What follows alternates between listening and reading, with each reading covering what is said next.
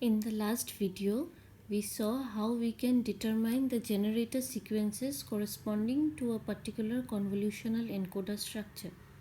So this was the encoder whose example we were taking, and these were the different generator sequences corresponding to the different outputs y1, y2 and y3. Now in order to find out the encoded sequence using the convolution process, if the message sequence is given by small u, then each of the output sequences, they are determined by convolving the message sequence with the corresponding generator sequence. And mathematically the convolution process is defined by this. So the value of the jth output sequence at a time instant L is given by this expression. So this is the mathematical expression for the convolution process. Let us see how we can visualize the convolution process.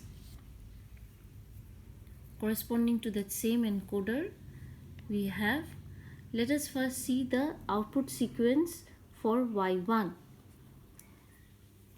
For that, we are taking a sample input sequence 11001, where 1 is the value of the message sequence at the 0th time instant. After that, this 1 arrives, and after that, these arrive.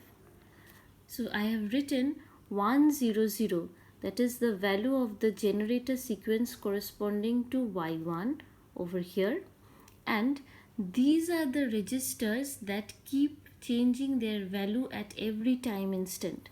These registers are initialized at 0. When the first input bit comes, this input bit moves to this register, and one by one the previous bits are shifted. At the next time instant, when the second one arrives in the system, that again is loaded into this first register, and the contents of this register are shifted to this location, and this register, they are shifted to this location. Again, when 0 comes, that is loaded over here, and these values, they get shifted over here. So this is how the register contents get modified. And in order to perform the convolution process, every time it is as if we are multiplying the contents of this register with the contents of this generator sequence register.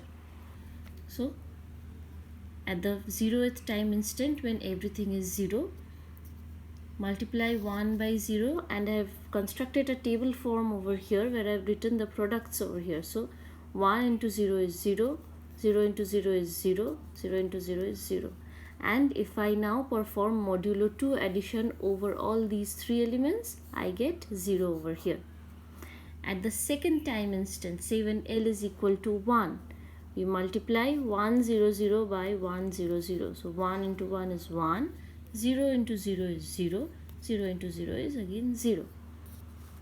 Similarly, by each time I have populated these registers by multiplying these elements, and the value that I have written over here is the XOR operation or modulo 2 addition over these three elements, and corresponding to every message bit I obtain this output sequence y1. The last message bit in this sequence, that gets loaded into this register. After that, there are no incoming message bits, so when this one gets shifted into this register and this 0 gets shifted into this register, this place will be populated by 0. Again, at the following time instant, this 0 shifts over here. This blank space, this will again be populated by 0 because there are no incoming message bits. And finally, all the registers are again reset because they are again filled by 0. So after calculating y1, we proceed to calculate y2. For y2, I have populated this register by this generator sequence 0, 1, 1. and I have taken the product every time of these register contents with these register contents. So first one was all 0, hence the first block over here will be 0 0 0. The next block, as we can see over here, this is 0, so whatever we multiply by 0, we are going to get 0 itself. So automatically I can first write the first value of these register contents as 0. Next, multiply it by 1. So whatever is over here, directly I am copying it to here. Here I had a 1, so I wrote a 1 over here. Here I had again a 1, I wrote a 1 over here. This was a 0, so this is a 0, and so on.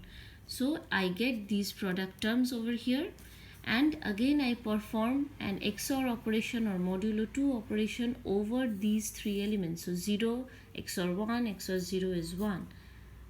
0 XOR 1 is 1, 1 XOR 1 is 0, so I have written 0 over here.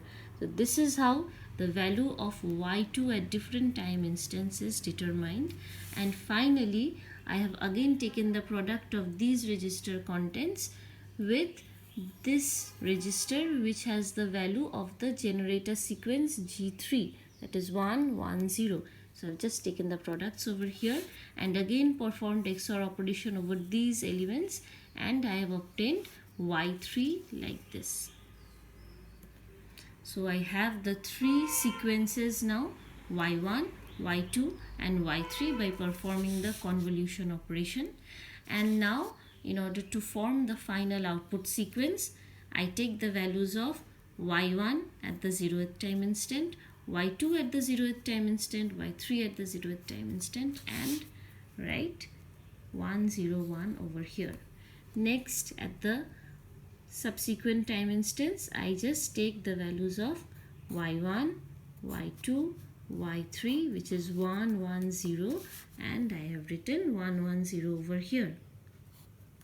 Similarly, I can construct the final output sequence like this: 1 0 1 1 1 0 0 0 1 0 1 0 1 0 1 0 1 1 0 1 0, and finally when all the register contents are again reset to 0, so we get back 0 0 0.